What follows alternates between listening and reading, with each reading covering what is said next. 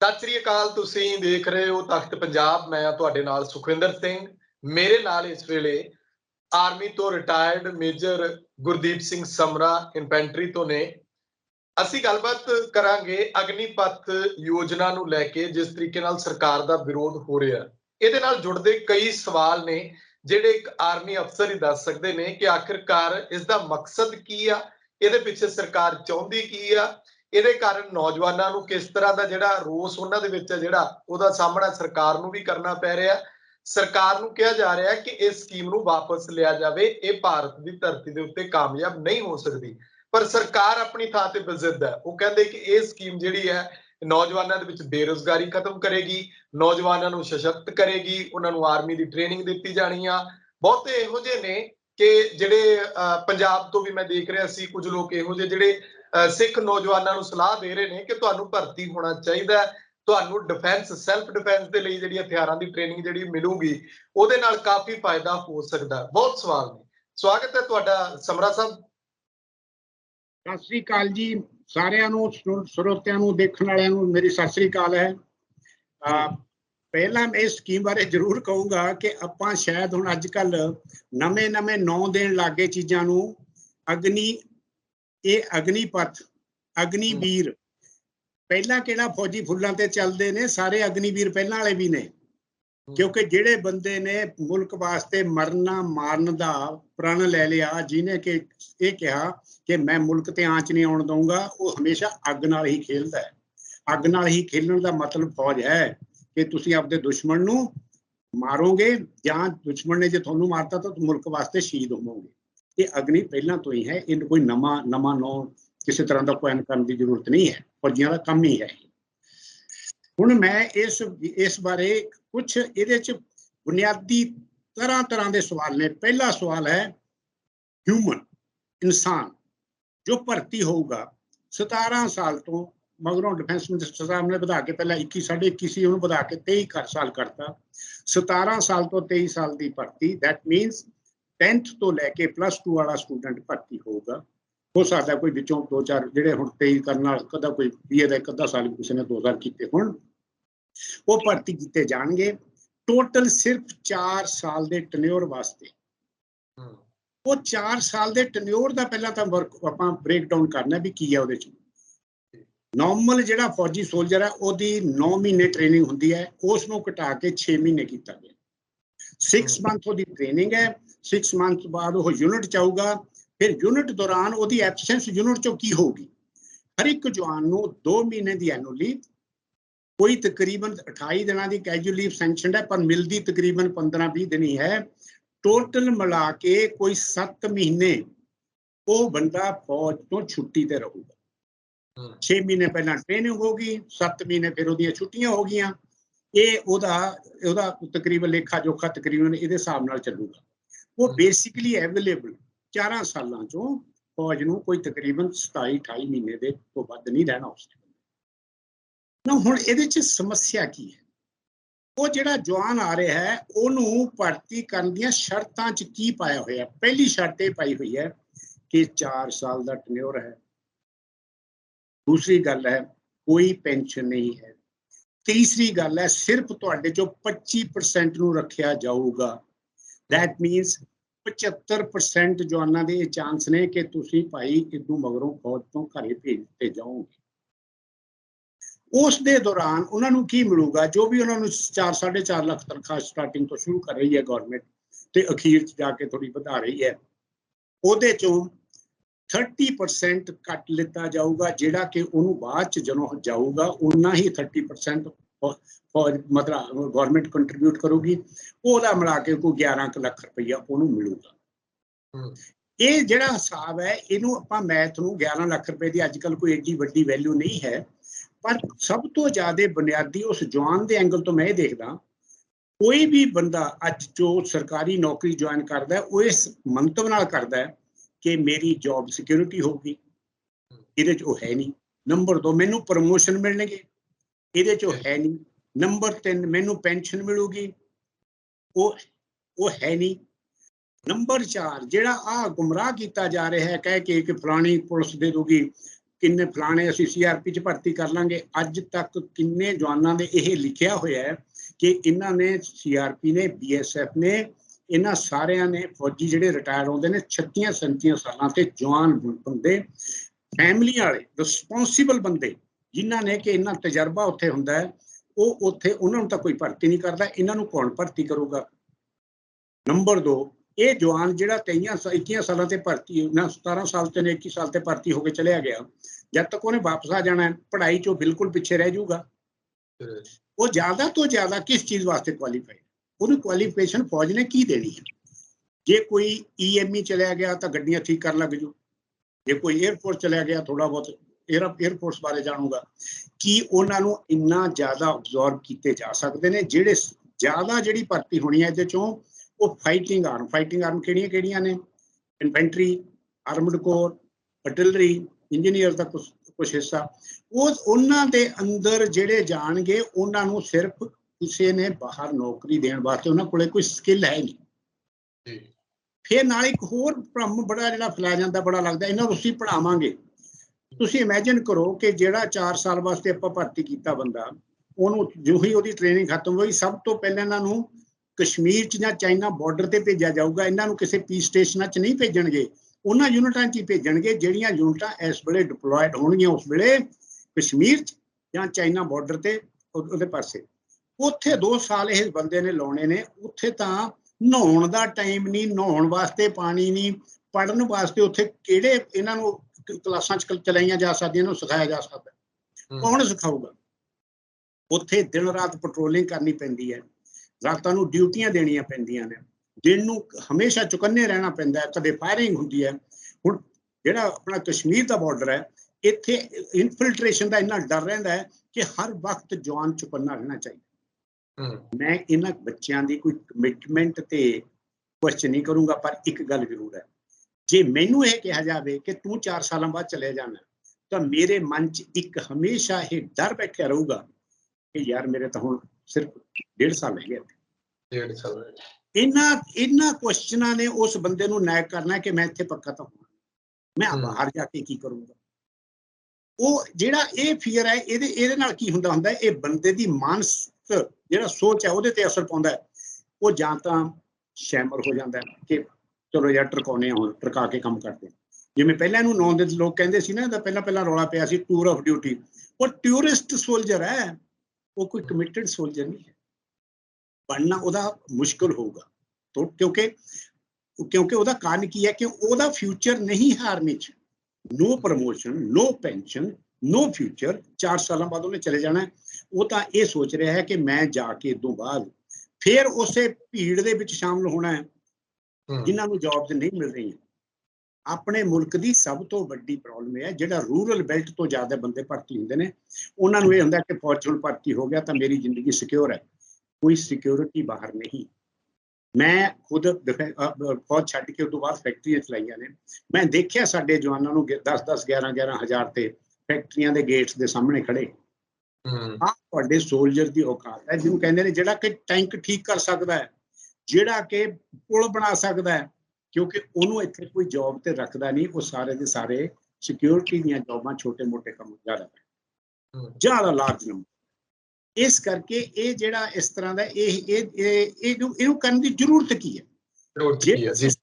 ਹਾਂ, ਜਿਹੜੇ ਸਿਸਟਮ ਨੇ ਆਪਾਂ ਉਸ ਜਗ੍ਹਾ ਤੇ ਐਕਸਪੈਰੀਮੈਂਟ ਕਰੀਏ ਜਿਹੜਾ ਸਿਸਟਮ ਠੀਕ ਨਹੀਂ ਚੱਲ ਰਿਹਾ।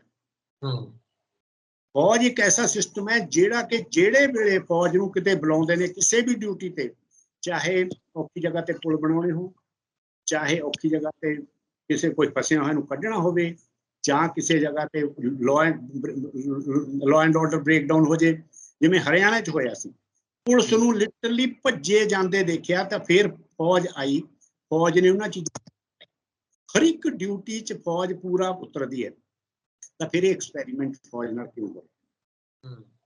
ਨਾ ਇਹਦਾ ਕਾਰਨ ਜੋ ਮੈਂ ਪੜ੍ਹਿਆ, ਜੋ ਮੈਂ ਸਮਝਿਆ, ਉਹ ਇਹ ਹੈ ਕਿ ਫੌਜ ਨੂੰ ਪੈਨਸ਼ਨ ਮਿਲਦੀ ਹੈ। ਦੂਸਰੀ, ਜਿਹੜੇ ਬਾਕੀ ਸਿਵਲ ਹੁੰਦੇ ਨੇ ਉਹਨਾਂ ਦੀ ਕੰਟਰੀਬਿਊਟਰੀ ਪੈਨਸ਼ਨ ਹੈ। ਫੌਜ ਨੂੰ ਪੈਨਸ਼ਨ ਸਰਕਾਰ। ਕੀ ਆਪਾਂ ਡਿਫੈਂਸ ਦੀ ਸਿਕਿਉਰਿਟੀ ਨੂੰ ਕਮਜ਼ੋਰ ਕਰ ਦਈਏ ਇਹ ਸੋਚ ਕੇ ਕਿ ਪੈਨਸ਼ਨ ਬਚੂਗੀ? ਪੈਨਸ਼ਨ ਕਦੋਂ ਬਚੂਗੀ? ਇਹ ਵੀ ਹੁਣ ਬਹੁਤ ਵੱਡਾ ਸਵਾਲ।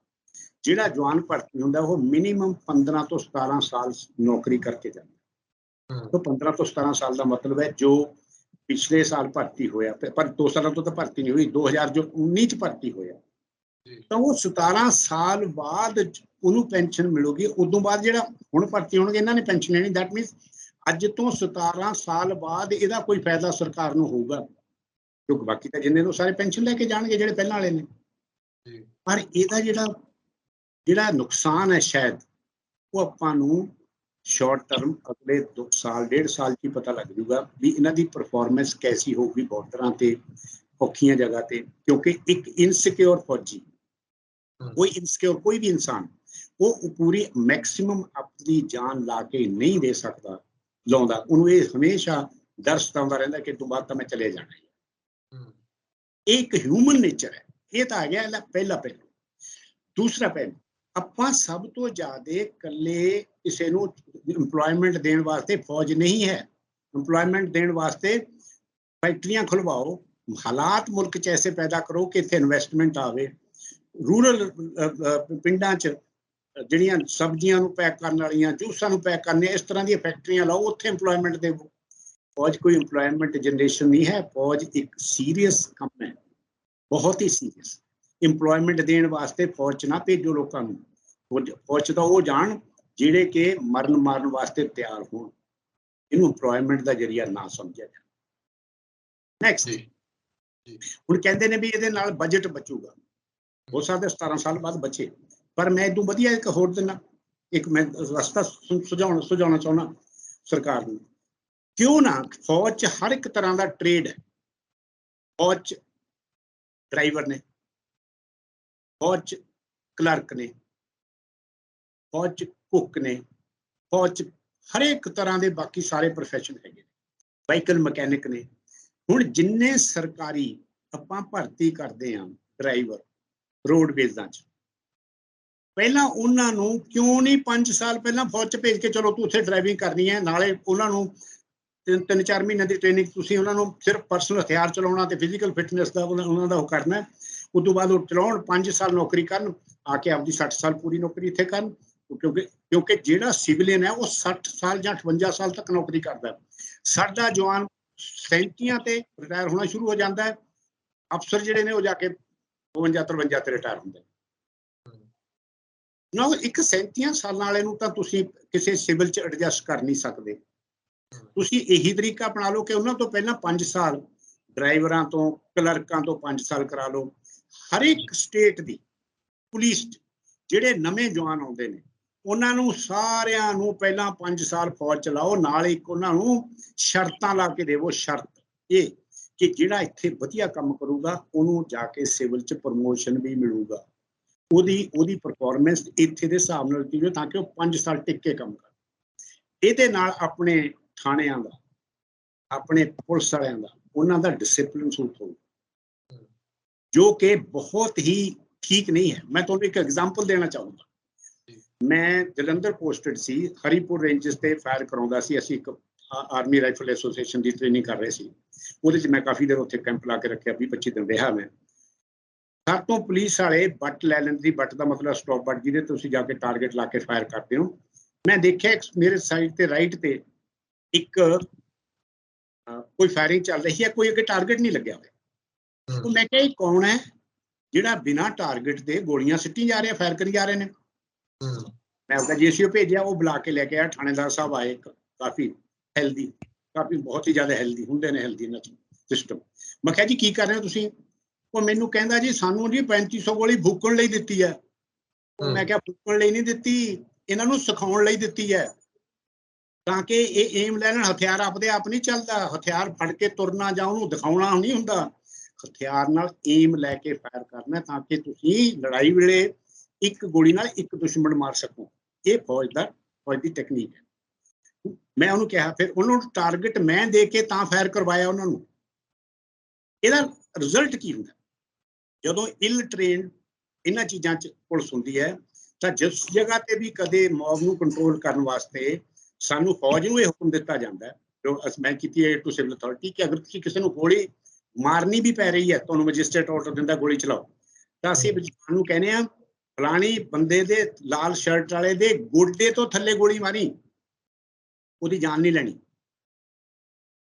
ਔਰ ਜਵਾਨ ਦਾ ਨਿਸ਼ਾਨਾ ਪੱਕਾ ਹੁੰਦਾ, ਉਹ ਗੋਡੇ ਤੋਂ ਥੱਲੇ ਗੋਲੀ ਮਾਰਦਾ ਹੈ। ਉਹਦੇ ਵੀ ਦੋ ਅਸਰ ਹੁੰਦੇ ਨੇ, ਇਹ ਸਮਝਣਾ ਬਹੁਤ ਜ਼ਰੂਰੀ ਹੈ ਸਾਈਕੋਲੋਜੀਕਲੀ। ਜੇ ਕਿਸੇ ਦੀ ਜਾਨ ਲੈ ਲਈ ਜਾਵੇ ਤਾਂ ਪੂਰੇ ਮੌਬ ਦੇ ਅੰਦਰ ਆਕਰੋਸ਼ ਪੈਦਾ ਹੁੰਦਾ ਹੈ ਕਿ ਆਪ ਫਲਾਣਾ ਮਾਰਤਾ ਇਹਨਾਂ ਨੇ, ਉਦੋਂ ਜ਼ਿਆਦਾ ਫਿਰ ਦੰਗਾ ਭੜਕਦਾ। ਜੇ ਕਿਸੇ ਦੀ ਗੋਡੇ ਤੇ ਗੋਲੀ ਲੱਗੇ, ਉਹ ਚੀਕਾਂ ਮਾਰਦਾ, ਉਹਦੇ ਨਾਲ ਡਰ ਪੈਦਾ ਹੁੰਦਾ ਹੈ ਕਿ ਚਲੋ ਭੱਜੋ ਯਾਰ, ਸਾਡੇ ਵੀ ਗੋਡਿਆਂ 'ਚ ਗੋਲੀਆਂ ਲੱਗ ਸਕਦੀਆਂ।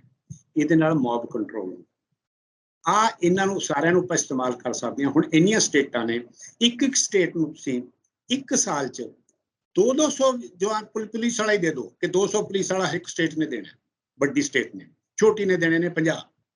ਇਹਦੇ ਨਾਲ ਹੀ ਆਪਾਂ 5 ਸਾਲ ਉਹਨਾਂ ਤੋਂ ਕਰਾ ਕੇ, ਇੱਕ ਤਾਂ ਆਪਣਾ ਸਿਵਲ ਡਿਫੈਂਸ ਪੂਰਾ ਮਜ਼ਬੂਤ ਹੁੰਦਾ, ਇੱਕ ਰਿਜ਼ਰਵ ਕ੍ਰੀਏਟ ਹੁੰਦੇ ਨੇ ਕਿ ਕੱਲ ਨੂੰ ਜੇ ਲੜਾਈ ਲੱਗ ਗਈ ਤਾਂ ਇਹਨਾਂ ਨੂੰ ਕਹਾਂਗੇ ਚਲੋ ਤੁਸੀਂ ਵੀ ਨਾਲ ਲੱਗੋ। ਜਿਵੇਂ ਰਿਜ਼ਰਵ ਕਿਸੇ ਜਗ੍ਹਾ ਤੇ ਲੜਾਈ 'ਚ ਇਸਤੇਮਾਲ ਹੁੰਦੇ, ਮਤਲਬ ਜਿਹੜੇ ਸਿਵਲ 'ਚ ਉਹਨਾਂ ਨੂੰ ਬੁਲਾ ਲਿਆ ਜਾਂਦਾ ਇਹ ਜਿਹੇ ਵੇਲੇ 'ਚ ਲੜਾਈ ਲੱਗ ਜਾਏ ਨਾ, ਉਹਦੇ ਤੇ ਕੀ ਹੋਊਗਾ, ਕਿਉਂਕਿ ਇਹਨਾਂ ਦੀ ਕੰਟਰੀਬਿਊਟਰੀ ਪੈਨਸ਼ਨ ਹੈ, 5 ਸਾਲ ਇਹਨਾਂ ਨੇ ਕੀਤਾ, ਡਿਸਿਪਲਿਨ ਠੀਕ ਹੋ ਗਿਆ, ਫਿਜ਼ੀਕਲ ਫਿਟਨੈਸ ਠੀਕ ਹੋ ਗਈ, ਵਧੀਆ ਇਹਨਾਂ ਦੀ ਟ੍ਰੇਨਿੰਗ ਜ਼ਿਆਦਾ ਬੈਟਰ ਹੋ ਗਈ। ਇਹਦੇ ਨਾਲ ਉਹ ਬੰਦਾ 5 ਸਾਲਾਂ 'ਚ ਉਹਦੀਆਂ ਆਦਤਾਂ ਬਣ ਜਾਣਗੀਆਂ, ਬੈਟਰ ਡਿਸਿਪਲਿਨ 'ਚ ਰਹਿਣਗੀਆਂ, ਆਪਣੇ ਪੁਲਿਸ ਡਿਪਾਰਟਮੈਂਟ 'ਚ ਇੰਪਰੂਵਮੈਂਟ ਆਊਗੀ, BSF CRP 'ਚ ਇੰਪਰੂਵਮੈਂਟ ਆਊਗੀ। ਇਸ ਚੀਜ਼ ਨੂੰ ਕਿਉਂ ਨਹੀਂ ਲਾਗੂ ਕਰਦੇ? ਇਹ ਫੌਜ ਨੂੰ ਕਿਉਂ ਐਕਸਪੈਰੀਮੈਂਟ ਦਾ ਅੱਡਾ ਬਣਾਤਾ? ਬਿਲਕੁਲ ਨਹੀਂ ਬਣਾਉਣਾ ਚਾਹੀਦਾ। ਫੌਜ 'ਚ ਐਕਸਪੈਰੀਮੈਂਟ ਨਹੀਂ ਚੱਲਦਾ, ਫੌਜ 'ਚ ਤਾਂ ਉਹੀ ਸਿਸਟਮ ਚੱਲਦਾ ਰਹਿਣਾ ਚਾਹੀਦਾ ਜਿਹੜਾ ਟਾਈਮ ਟੈਸਟਡ ਹੈ। ਜੀ ਸਮਰਾ ਸਾਹਿਬ, ਤੁਸੀਂ ਅੱਗੋਂ ਵੀ ਆਪਣੇ ਪੁਆਇੰਟ ਦਰ ਪੁਆਇੰਟ ਗੱਲ ਰੱਖੀ ਜਾਇਓ। ਇੱਕ ਸਵਾਲ ਮੇਰੇ ਮਨ 'ਚ ਹੈ, ਮੈਂ ਚਾਹੁੰਦਾ ਕਿ ਕਿਤੇ ਉਹ ਰਹਿ ਨਾ ਜਾਵੇ ਕਿ ਜਦੋਂ ਗੱਲ ਰੈਜੀਮੈਂਟਾਂ ਦੀ ਹੁੰਦੀ ਹੈ, ਸਾਬਕਾ ਮੁੱਖ ਮੰਤਰੀ ਕੈਪਟਨ ਅਮਰਿੰਦਰ ਸਿੰਘ ਕੀ ਬਹੁਤ ਸਾਰੇ ਜਿਹੜੇ ਸਾਬਕਾ ਅਧਿਕਾਰੀ ਨੇ ਫੌਜ ਦੇ, ਉਹ ਵੀ ਇਹ ਗੱਲ ਕਹਿ ਰਹੇ ਨੇ ਕਿ ਇੱਕ ਰੈਜੀਮੈਂਟਾਂ ਦਾ ਆਪਣਾ ਮਾਣ ਹੁੰਦਾ। ਸਿੱਖ ਰੈਜੀਮੈਂਟ ਹੋ ਗਈ, ਗੋਰਖਾ ਰੈਜੀਮੈਂਟ ਹੋ ਗਈ, ਇਹ ਉਸ ਮਾਣ ਨੂੰ ਢਾਹ ਲਾਉਣ ਵਾਲੀ ਗੱਲ ਹੈ, ਕਿਉਂਕਿ ਉਹਨਾਂ ਦਾ ਇੱਕ ਆਪਣਾ ਇਤਿਹਾਸ ਹੁੰਦਾ, ਉਹਦੇ ਬਲਬੂਤੇ ਦੇ ਉੱਤੇ ਉਹ ਅੱਗੇ ਜੰਗ ਦੇ ਵਿੱਚ, ਮੈਦਾਨ ਦੇ ਵਿੱਚ ਉਤਰਦੇ ਨੇ। ਰੈਜੀਮੈਂਟੇਸ਼ਨ ਕੀ ਹੈ? ਰੈਜੀਮੈਂਟੇਸ਼ਨ ਕੀ ਹੈ ਕਿ ਜਿਹੜਾ ਜਵਾਨ ਹੈ ਫੌਜ ਦਾ, ਉਹ ਆਪਣੀ ਪਲਟਣ ਵਾਸਤੇ, ਆਪਦੇ ਪਲਟਣ ਦੇ ਝੰਡੇ ਵਾਸਤੇ ਜਾਨ ਮਾਰਨ ਨੂੰ ਤਿਆਰ ਹੁੰਦਾ ਹੈ। ਪਲਟਣਾਂ ਦੇ ਇਤਿਹਾਸ 200-200 ਸਾਲ ਪੁਰਾਣੇ ਨੇ। ਫਿਰ ਉੱਥੇ ਇੱਕ ਸਿਸਟਮ ਐਸਾ ਬਣ ਜਾਂਦਾ। ਹੁਣ ਮੈਂ ਤੁਹਾਨੂੰ ਇਹਦੇ 'ਚ ਵੀ ਐਗਜ਼ਾਮਪਲ ਦਿੰਦਾ। ਇਮੈਜਿਨ ਕਰੋ ਕਿ ਮੇਰਾ ਇੱਕ ਜਵਾਨ, ਮੇਰਾ ਉਹਦੇ ਨਾਲ ਪਿਆਰ, ਮੈਂ ਸੀਗਾ ਉੱਥੇ ਅਰੁਣਾਚਲ 'ਚ, ਮੇਰੀ ਪੋਸਟਿੰਗ ਆ ਗਈ, ਉਹ ਛੁੱਟੀ ਤੇ ਸੀ ਪਾਲਮਪੁਰ, ਉਹ ਛੁੱਟੀ ਵਿੱਚ ਛੱਡ ਕੇ ਮੈਨੂੰ ਮਿਲਣ ਨੂੰ ਗੁਹਾਟੀ ਆਇਆ ਕਿ ਮੈਂ ਆਪਣੇ ਸਾਹਿਬ ਨੂੰ ਮਿਲਣਾ। ਇਹੋ ਜਿਹਾ ਬੌਂਡ ਕੌਣ ਛੱਡਦਾ ਕਿਸੇ ਵਾਸਤੇ ਛੁੱਟੀਆਂ? ਕਲਿਆਣ ਚੰਦ ਕਟੋਚ 'ਚ ਮੈਨੂੰ ਮਿਲਣ ਉੱਥੇ ਆਏ ਕਿ ਸਾਹਿਬ ਮੇਰਾ ਜਾ ਰਿਹਾ, ਮੈਂ ਜਾਣ ਤੋਂ ਪਹਿਲਾਂ ਉਹਨੂੰ ਮਿਲਾਂ। ਉਹ ਵੱਡੀ ਸਿਸਟਮ ਬਣ ਜਾਂਦਾ ਹੈ, ਕਿਉਂਕਿ ਜਿਹੜੇ ਬੰਦਿਆਂ ਨੇ 17 ਸਾਲ ਨਾਲ ਰਹਿਣਾ, ਉਹ ਇੱਕ ਦੂਸਰੇ ਵਾਸਤੇ ਲੜਾਈ 'ਚ ਕੰਮ ਆਉਂਦੇ ਨੇ। ਕਿਵੇਂ ਲੜਾਈ 'ਚ ਕੰਮ ਆਉਂਦੇ ਨੇ? ਹੁਣ ਇੱਕ ਜੂਨੀਅਰ ਨੂੰ ਕਿਸੇ ਨੇ ਸਿਖਾਇਆ, ਉਹ ਕਹਿੰਦਾ ਮੇਰਾ ਸਾਹਿਬ ਉਹ ਗੋਲੀ ਲੱਗੀ ਹੈ, ਮੈਂ ਉਹਨੂੰ ਜਾ ਕੇ ਪਾਣੀ ਪਿਆਉਣਾ। ਉਹ ਤਾਂ ਬਣਦਾ ਹੈ ਕਿਉਂਕਿ ਇਹ ਬੌਂਡ ਡਿਵੈਲਪ ਕਰਨ ਨੂੰ ਟਾਈਮ ਲੱਗਦਾ। 2.5-3 ਸਾਲ ਵਾਲਾ ਫੌਜੀ ਜਿਹੜਾ ਇਹ ਸੋਚੀ ਜਾਂਦਾ ਕਿ ਮੈਂ ਤਾਂ ਇੱਥੇ ਸਿਰਫ ਟਾਈਮ ਪਾਸ ਕਰਨ ਆਇਆ, ਮੇਰੇ ਵਾਸਤੇ ਤਾਂ ਸਿਰਫ 4 ਸਾਲਾਂ ਤੋਂ ਬਾਅਦ ਮੇਰੇ ਕੋਲੇ ਕੁਛ ਨਹੀਂ, ਇੱਥੇ ਕੋਈ ਫਿਊਚਰ ਨਹੀਂ, ਉਹ ਤਾਂ ਉਸ ਪਲਟਣ ਨਾਲ ਕੀ ਪਿਆਰ ਪਊਗਾ, ਉਹਨਾਂ ਜਵਾਨਾਂ ਨਾਲ, ਉਹਨਾਂ ਅਫਸਰਾਂ ਨਾਲ ਕੀ ਪਿਆਰ ਪਊਗਾ। ਸਭ ਤੋਂ ਵੱਡੀ ਗੱਲ ਮੋਟੀਵੇਸ਼ਨ ਕੀ ਹੈ? ਅਸੀਂ ਜਦੋਂ ਇੱਕ ਸਿੱਖ ਰੈਜੀਮੈਂਟ 'ਚ ਕਹਿੰਦੇ ਨੇ ਬੋਲੇ ਸੋ ਨਿਹਾਲ, ਤਾਂ ਸਾਰਿਆਂ 'ਚ ਅੱਗ ਜਾਗਦੀ ਅੰਦਰ। ਡੋਗਰਾ ਰੈਜੀਮੈਂਟ 'ਚ ਮੈਂ ਕਹਿੰਦਾ ਜਵਾਲਾ ਮਾਤਾ ਕੀ ਜੈ। ਹੁਣ ਜਿਹੜੀ ਇਹ ਸਾਰੀਆਂ ਚੀਜ਼ਾਂ ਜਿਹੜੀਆਂ ਮੋਟੀਵੇਸ਼ਨ ਦੀਆਂ ਕਰਦੇ ਆ, ਅਫਸਰ ਕਰਾਉਂਦੇ ਨੇ, JCO ਕਰਾਉਂਦੇ ਨੇ। JCO ਸਾਹਿਬ ਇੱਕ ਰੀੜ੍ਹ ਦੀ ਹੱਡੀ ਨੇ, ਉਹ ਸਾਰੇ ਇਹਨਾਂ ਨੂੰ ਤਿਆਰ ਕਰਦੇ ਨੇ। ਫੌਜ ਦੀ ਰੀੜ੍ਹ ਦੀ ਹੱਡੀ ਨੇ JCO ਨੂੰ, ਮੈਂ ਮੰਨਦਾ, ਉਹ ਸਾਰੇ ਤਿਆਰ ਕਰਦੇ ਨੇ। ਉਹ ਤਾਂ ਇਹਨਾਂ ਨੂੰ ਮੋਟੀਵੇਟ ਕਰਨ ਤੇ ਲੱਗੇ ਰਹਿੰਦੇ, ਤੂੰ ਫਿਕਰ ਨਾ ਕਰ, ਤੂੰ ਫਿਕਰ ਨਾ ਕਰ। ਉਹ ਕਹਿੰਦਾ ਫਿਕਰ ਕਿਵੇਂ ਨਾ ਕਰਾਂ, ਮੈਂ ਤਾਂ ਜਾਣ ਵਾਲਾ। ਜਾਣ ਵਾਲੇ ਨੂੰ ਕਿਵੇਂ ਨਹੀਂ ਫਿਕਰ ਹੋ? ਤੁਹਾਡੀ ਤਾਂ ਨੌਕਰੀ ਹੈਗੀ ਸਾਹਿਬ, ਮੇਰੀ ਤਾਂ ਨੌਕਰੀ ਹੈ ਨਹੀਂ। ਮੈਂ ਤਾਂ ਇਹ ਸੋਚਣਾ ਹੈ ਕਿ ਇਸ ਤੋਂ ਬਾਅਦ ਮੇਰਾ ਕੀ ਬਣੂਗਾ। ਫਿਰ ਇਹ ਗੱਲਾਂ ਕਰੀ ਜਾਂਦੇ ਨੇ ਕਿ 10-11 ਲੱਖ ਰੁਪਏ ਨਾਲ ਆਪਦਾ ਬਿਜ਼ਨਸ ਕਰ ਲੂ। ਅੱਜ ਕੱਲ੍ਹ ਤਾਂ ਚੱਜ ਦੀ ਪਾਨ ਦੀ ਦੁਕਾਨ ਹੀ ਖੁੱਲਣੀ ਹੈ, ਇੰਨੇ ਪੈਸੇ ਨਾਲ ਕੋਈ ਵੱਡਾ ਧੰਦਾ ਨਹੀਂ ਚਲਾਇਆ ਜਾ ਸਕਦਾ 10-11 ਲੱਖ ਰੁਪਏ ਨਾਲ। 1.5 ਲੱਖ ਦੇ ਤਾਂ ਮੋਟਰਸਾਈਕਲ ਸਕੂਟਰ ਹੋਏ ਨੇ ਇੱਥੇ, ਕਿੰਨੀਆਂ ਮਹਿੰਗਾਈਆਂ ਨੇ। ਅੱਛਾ, ਦੈਨ ਉਹ ਕ੍ਰਾਸ ਰੋਡ ਤੇ ਹੋਊਗਾ, ਉਹਦੀ ਐਜੂਕੇਸ਼ਨ ਹੋਊਗੀ ਨਹੀਂ, ਕਿਉਂਕਿ ਉਹਨੇ ਐਜੂਕੇਸ਼ਨ ਪੜ੍ਹਿਆ ਨਹੀਂ। ਉਹ ਕੀ ਕਰੂਗਾ ਤੋਂ ਬਾਅਦ ਇੱਥੇ? ਇਹੀ ਜੀ ਸਕੀਮ ਲਿਆਉਣਾ ਫੌਜ ਵਾਸਤੇ ਠੀਕ ਨਹੀਂ ਹੈ। ਰੈਜੀਮੈਂਟਾਂ ਨੂੰ ਘਾਟ ਲੱਗੂਗੀ। ਕਿਵੇਂ ਲੱਗੂਗੀ? ਹੁਣ ਮੈਂ ਇਹ ਵੀ ਤੁਹਾਨੂੰ ਬਰੀਫ ਕਰਕੇ ਦਿੰਦਾ। 2 ਸਾਲ ਤੋਂ ਰਿਕਰੂਟਮੈਂਟ ਨਹੀਂ ਹੋਈ, ਹੋ ਸਕਦਾ ਇੱਕ ਯੂਨਿਟ 'ਚ 35-40 ਜਵਾਨ ਸ਼ਾਰਟ ਹੋਣ। ਹੁਣ ਇਹਨਾਂ ਨੇ ਹਰ 6 ਮਹੀਨਿਆਂ ਬਾਅਦ ਉਹਦੇ ਚੋਂ 5-5 ਕਰਕੇ ਇੱਕ ਯੂਨਿਟ ਨੂੰ 5-5 ਕਰਕੇ ਦੇਣੇ ਸ਼ੁਰੂ ਕਰ ਦੇਣੇ। 4 ਸਾਲ ਬਾਅਦ ਜਾਂ 10 ਦੇਣੇ ਸ਼ੁਰੂ ਕਰ ਦੇਣੇ। 4 ਸਾਲ ਬਾਅਦ ਅੱਧੀ ਕੰਪਨੀ ਜਾਣੀ ਕਿ 40-50 ਬੰਦੇ ਇਹ ਹੋਣਗੇ ਟੈਂਪਰੇਰੀ ਡਿਊਟੀ ਵਾਲੇ। ਇਹ ਟੈਂਪਰੇਰੀ, ਉਹ ਟੈਂਪਰੇਰੀਆਂ ਨੂੰ ਐਡਜਸਟ ਕਰਨਾ ਬਹੁਤ ਔਖਾ ਹੈ ਲੜਾਈ ਦੀ ਹਾਲਾਤ ਵਿੱਚ।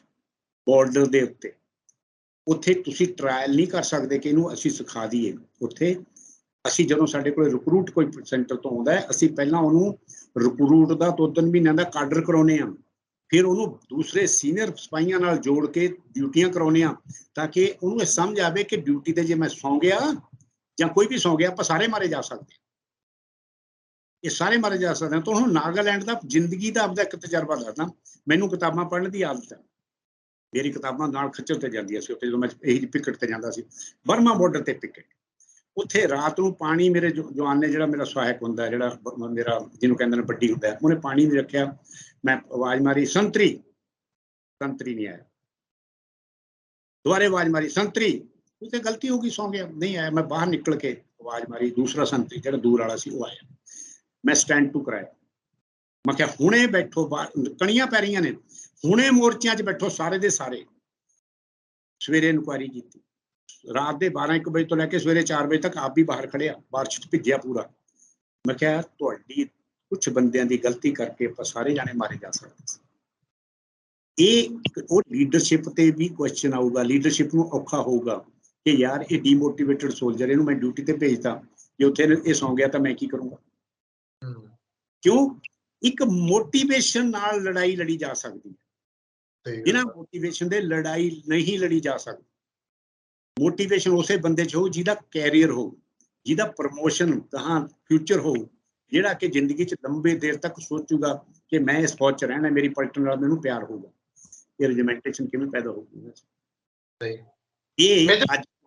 ਇਹ ਅੱਜ ਤੋਂ ਅਗਲੇ 18 ਸਾਲਾਂ ਬਾਅਦ 70% ਫੌਜ ਜਾਂ 40%, ਚਲ 50% ਦੀ ਫੌਜ ਇਸ ਤਰ੍ਹਾਂ ਦੀ ਹੋਊਗੀ ਟੈਂਪਰੇਰੀ।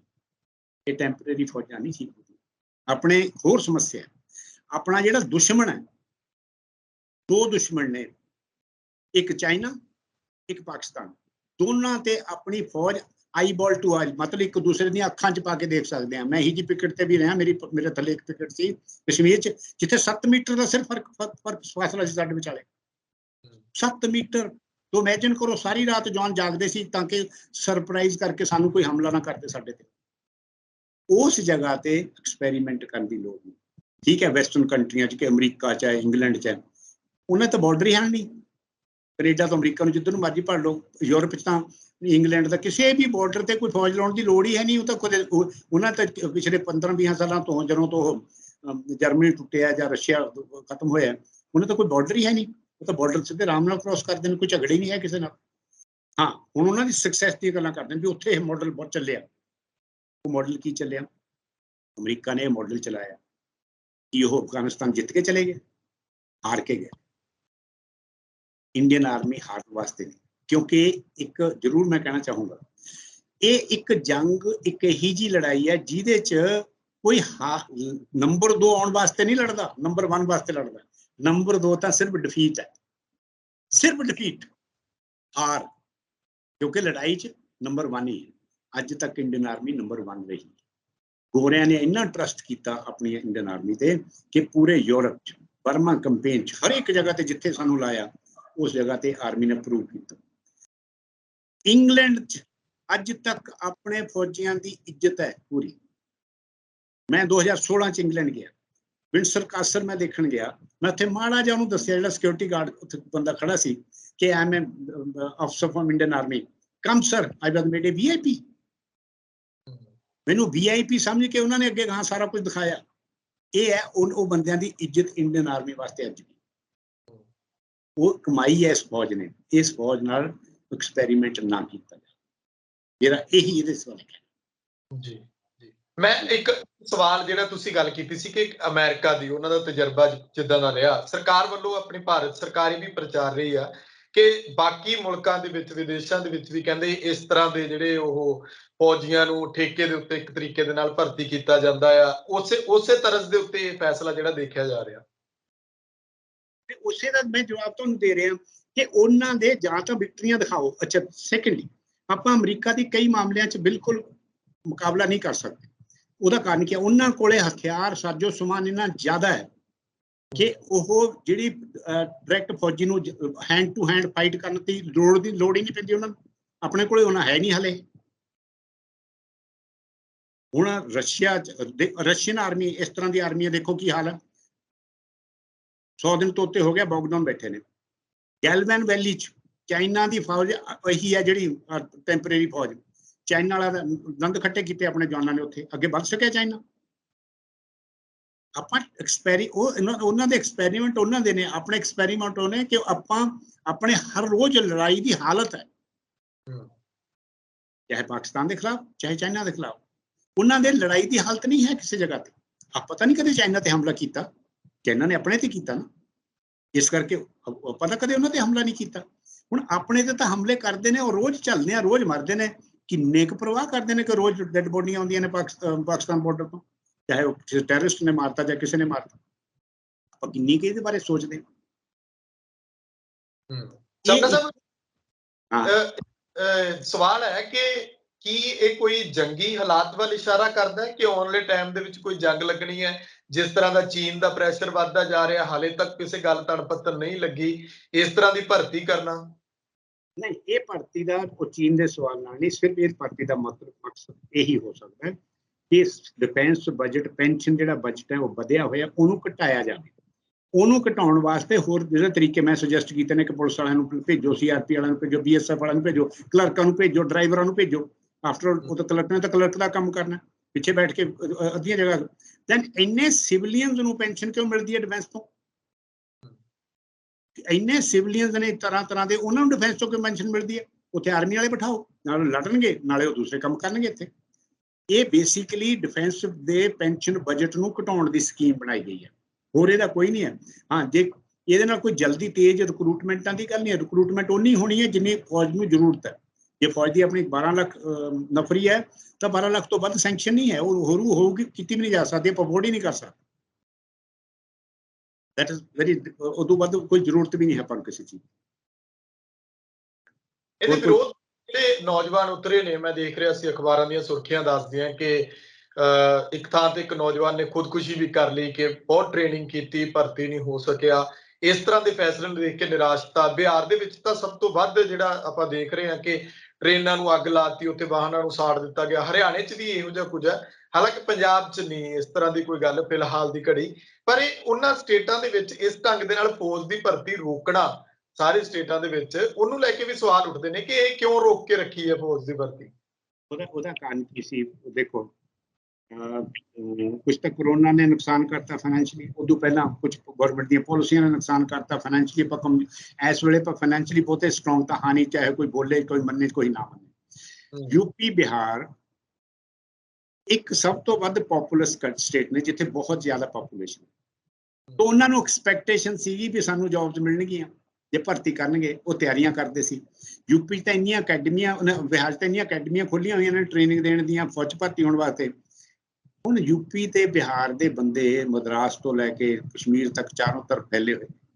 ਪੰਜਾਬ ਦੀ ਆਪਣੀ ਪਾਪੂਲੇਸ਼ਨ ਇੰਨੀ ਨਹੀਂ ਹੈ, ਉਹਨਾਂ ਦੀ ਪਾਪੂਲੇਸ਼ਨ ਹੈ, ਉਹ ਕਿੱਥੇ ਜਾਣ? ਰੋਟੀਆਂ ਤਾਂ ਖਾਣੀਆਂ ਨੇ ਬੰਦੇ ਨੂੰ, ਉਹਨਾਂ ਗਰੀਬਾਂ ਦਾ ਤਾਂ ਕੋਈ ਕਸੂਰ ਨਹੀਂ। ਉਹ ਹੁਣ ਇਹ ਫੀਲ ਕਰਦੇ ਨੇ ਕਿ ਸਾਨੂੰ ਚੀਟ ਕਰ ਲਿਆ, ਅਸੀਂ ਸੋਚਦੇ ਸੀ ਅਸੀਂ ਫੌਜੀ ਬਣਾਂਗੇ, ਹੁਣ ਸਾਨੂੰ 4 ਸਾਲ ਵਾਲੇ ਫੌਜੀ ਬਣਾਉਣ ਨੂੰ ਤਿਆਰ ਨੇ। ਹਾਲਾਂਕਿ ਜਿਹੜਾ ਆਹ ਟ੍ਰੇਨਾਂ ਨੂੰ ਅੱਗ ਲਾਉਣਾ, ਇਹ ਸਾਰੀਆਂ ਗਲਤ ਗੱਲਾਂ ਨੇ। ਇਹ ਗਲਤ, ਇਹ ਹੈ ਜਾਂ ਕੁਛ ਨਹੀਂ ਕਰਨਾ ਚਾਹੀਦਾ ਕਿਸੇ ਨੂੰ। ਜੇ ਤੂੰ ਫੌਜੀ ਬਣਨਾ ਚਾਹੁੰਦਾ ਤਾਂ ਅੱਗ ਲਾਉਣ ਵਾਲਾ ਫੌਜੀ ਤਾਂ ਤੂੰ ਬਣਨਾ ਨਹੀਂ ਹੈ, ਇਹ ਤਾਂ ਗਲਤ। ਪਰ ਜੋ ਹੋ ਰਿਹਾ ਹੈ ਇਹ ਗਲਤ ਹੋ ਰਿਹਾ, ਇਹ ਨਹੀਂ ਹੋਣਾ ਚਾਹੀਦਾ ਸੀ। ਪਰ ਉਹਨਾਂ ਦਾ ਕਰੋਸ਼ ਜਿਹੜਾ, ਸ਼ਾਇਦ ਹੋ ਸਕਦਾ ਕਰੋਸ਼ ਜਸਟੀਫਾਈਡ ਵੀ ਹੋਵੇ, ਪਰ ਅੱਗ ਲਾਉਣਾ ਗਲਤ ਹੈ। ਕਰੋਸ਼ ਹੋ ਸਕਦਾ ਹੈ ਕਿ ਸਾਨੂੰ, ਅਸੀਂ ਸਮਝਦੇ ਸੀ 17 ਸਾਲ ਨੌਕਰੀ ਕਰਾਂਗੇ, ਭਰਤੀਆਂ ਖੁੱਲਣਗੀਆਂ ਜਦੋਂ, ਇਹ ਤਾਂ ਸਾਨੂੰ 4 ਸਾਲ ਬਾਅਦ ਬਾਹਰ ਤੋਰ ਦੇਣਗੇ। ਆ ਜਿਹੜਾ 23 ਸਾਲ ਵਾਲਾ ਹੈ, ਇਹ ਵੀ ਉਹਨਾਂ ਨੂੰ ਭਰਤੀ ਕਰਨ ਵਾਸਤੇ ਐਕਸਟੈਂਡ ਕੀਤਾ ਗਿਆ ਕਿ ਜਿਹੜੇ ਕੋਈ ਓਵਰੇਜ ਹੋ ਰਹੇ ਨੇ ਉਹਨੂੰ 23 ਸਾਲ ਤੱਕ ਵਧਾਤਾ, ਜਿਹੜਾ ਰਾਜਨਾਥ ਸਿੰਘ ਜੀ ਨੇ, ਡਿਫੈਂਸ ਮਿਨਿਸਟਰ ਸਾਹਿਬ ਨੇ ਕੀਤਾ, ਉਹਨਾਂ ਨੂੰ ਐਡਜਸਟ ਕਰਨ ਵਾਸਤੇ ਕੀਤਾ। ਮਤਲਬ ਕਰਨੀ ਠੇਕੇ ਤੇ ਹੀ ਭਰਤੀ ਹੈ, ਜਿੱਧਰੋਂ ਮਰਜ਼ੀ ਸਰਕਾਰ ਨੇ ਆਪਣੇ ਫੈਸਲੇ ਤੇ ਬਜ਼ਿੱਦਾ। ਮੈਂ ਚਾਹਾਂਗਾ ਕਿ ਅਖੀਰ ਦੇ ਵਿੱਚ, ਕਿਉਂਕਿ ਤੁਸੀਂ ਆਰਮੀ ਨਾਲ ਜੁੜੇ ਹੋ, ਬਹੁਤੇ ਸਵਾਲ ਮੇਰੇ ਕੋਲ ਵੀ ਨਹੀਂ ਇਹਦੇ, ਕਿਉਂਕਿ ਜਾਣਕਾਰੀ ਸਾਨੂੰ ਤੁਹਾਡੇ ਵਰਗਿਆਂ ਤੋਂ ਹੀ ਮਿਲਦੀ ਹੈ। ਤੁਸੀਂ ਜੇ ਇਹਦੇ ਨਾਲ ਅਖੀਰ ਦੇ ਵਿੱਚ ਕੋਈ ਵੀ ਨੁਕਤਾ ਜੇ ਕੋਈ ਰਹਿ ਗਿਆ ਹੋਵੇ, ਭਾਵੇਂ 10 ਮਿੰਟ ਲਓ, ਜਿੰਨਾ ਮਰਜ਼ੀ ਸਮਾਂ ਲਓ, ਉਹਦੇ ਬਾਰੇ ਜ਼ਰੂਰ ਦੱਸਦੇ ਜਾਇਓ ਕਿ ਕੋਈ ਨੁਕਤਾ ਰਹਿ ਨਾ ਜਾਏ ਇਸ ਨਾਲ ਜੁੜਿਆ। ਇਹਦਾ ਨੁਕਤਾ ਇਹ ਹੈ ਕਿ ਕਿਸੇ ਵੀ ਸਿਸਟਮ ਨੂੰ, ਕਿਸੇ ਵੀ ਚਲਦੀ ਵਧੀਆ ਗੱਡੀ ਨੂੰ ਡਿਸਟਰਬ ਨਾ। ਪੈਸਾ ਜਿਹੜਾ ਡਿਫੈਂਸ ਹੈ, ਡਿਫੈਂਸ ਨੂੰ ਤੁਸੀਂ ਇੱਕ ਰੁਪਈਏ ਦੇ ਐਂਗਲ ਤੋਂ ਬਿਲਕੁਲ ਨਾ ਕੈਲਕੂਲੇਟ ਕਰੋ, ਮਹਿੰਗਾ ਪੈਂਦਾ ਹੈ। ਮੁਲਕ ਦੀ ਸਿਕਿਉਰਿਟੀ ਸਸਤੀ ਹੋ ਹੀ ਨਹੀਂ ਸਕਦੀ, ਕਿਉਂਕਿ ਉਹ ਸਿਕਿਉਰਿਟੀ ਹੈ ਮੁਲਕ। ਤੁਸੀਂ ਹੋਰ ਜਗ੍ਹਾ ਤੇ ਪੈਸੇ ਘਟਾ ਲਓ। ਤੁਸੀਂ ਜਾਣਦੇ ਹੋ, ਪੂਰੀ ਪਬਲਿਕ ਜਾਣਦੀ ਹੈ ਕਿ ਕਿੱਥੇ ਕਿੱਥੇ ਕਿੰਨੇ ਪੈਸੇ। ਦੇਖੋ ਤੁਸੀਂ ਕਿਸ ਤਰ੍ਹਾਂ ਦਾ ਆਪਣਾ ਪੋਲੀਟੀਕਲ ਸਿਸਟਮ ਆਪਾਂ ਬਣਾਈ ਬੈਠੇ ਹਾਂ ਕਿ MP ਸਾਹਿਬ ਜਿੰਨੀ ਵਾਰ ਬਣਨਗੇ ਅੱਡ-ਅੱਡ ਪੈਨਸ਼ਨਾਂ। ਇੱਥੇ 4 ਸਾਲ ਦਾ ਇੱਕ ਫੌਜੀ ਜਿਹੜਾ ਜਵਾਨ ਸ਼ਾਇਦ ਉੱਥੇ ਪੂਰਾ ਰਗੜਾ ਖਾ ਕੇ ਆਇਆ ਹੋਵੇ, ਉਹਨੂੰ 2000 ਰੁਪਇਆ ਪੈਨਸ਼ਨ ਬਣੀ। ਇਹ ਕੀ ਹੈ? ਹੁਣ ਪੰਜਾਬ 'ਚ ਆਪਾਂ ਨੂੰ ਪਤਾ ਹੀ ਹੈ ਕਿ 7-7 9-9 ਪੈਨਸ਼ਨਾਂ। ਕੰਮ ਕੀ ਕਰਨਾ? ਕਢਾਮੇ ਹੀ ਕਰਨਾ। ਕੋਈ ਕੰਮ ਤਾਂ ਖਾਸ ਇਹਨਾਂ ਨੇ ਕੀਤੇ ਨਹੀਂ ਪੋਲੀਟੀਸ਼ੀਅਨ ਨੇ, ਮੈਨੂੰ ਤਾਂ ਨਜ਼ਰ ਨਹੀਂ ਆ ਰਹੇ। ਜੇ ਕੰਮ ਕੀਤੇ ਹੁੰਦੇ ਤਾਂ ਇਹੋ ਜਿਹੀ ਹਾਲਤ ਨਾ ਹੁੰਦੀ। ਪੈਸੇ ਕੱਟਣ ਦਾ ਮਤਲਬ ਇਹਨੂੰ ਘਟਾਉਣ ਦਾ ਹੋਰ ਤਰੀਕਾ ਹੈ। ਕਿਸੇ ਤਰ੍ਹਾਂ ਦੇ ਤੁਸੀਂ ਟੈਕਸ ਲਾ ਸਕਦੇ ਹੋ, ਕਿਸੇ ਤਰ੍ਹਾਂ ਦਾ ਕੁਝ ਵੀ ਕਰ ਸਕਦੇ ਹੋ, ਪਰ ਫੌਜ ਦੇ ਜਵਾਨਾਂ ਦੇ ਭਾਵਨਾਵਾਂ ਨਾਲ ਖੇਲਣਾ, ਉਹਨਾਂ ਨੂੰ ਟੈਂਪਰੇਰੀ ਸਮਝ ਕੇ ਉਹਨਾਂ ਨੂੰ ਜੌਬ ਦੇਣਾ, ਫੌਜ ਐਕਸਪੈਰੀਮੈਂਟ ਦੀ ਜਗ੍ਹਾ ਬਿਲਕੁਲ ਨਹੀਂ ਹੈ। ਸੀਰੀਅਸ, ਬਹੁਤ ਸੀਰੀਅਸ ਕੰਮ ਹੈ ਦੇਸ਼ ਦੀ ਉਹਦੇ ਵਾਸਤੇ। ਇਹ ਇਹਨਾਂ ਨੂੰ ਬਾਣੀਆਂਗਿਰੀ ਨਾਲ ਨਹੀਂ ਚਲਾਇਆ ਜਾ ਸਕਦਾ। ਫੌਜ ਨੂੰ ਖੁੱਲੇ ਦਿਲ ਨਾਲ ਚਲਾਇਆ ਜਾ ਸਕਦਾ ਹੈ ਕਿ ਫੌਜ, ਅਸੀਂ ਕਿਸੇ ਵੀ ਤਰ੍ਹਾਂ ਫੌਜੀਆਂ ਨੂੰ ਅਸੀਂ ਕਮਜ਼ੋਰੀ 'ਚ ਨਹੀਂ ਆਉਣ ਦੇਣਾ ਕਿਸੇ ਤਰ੍ਹਾਂ।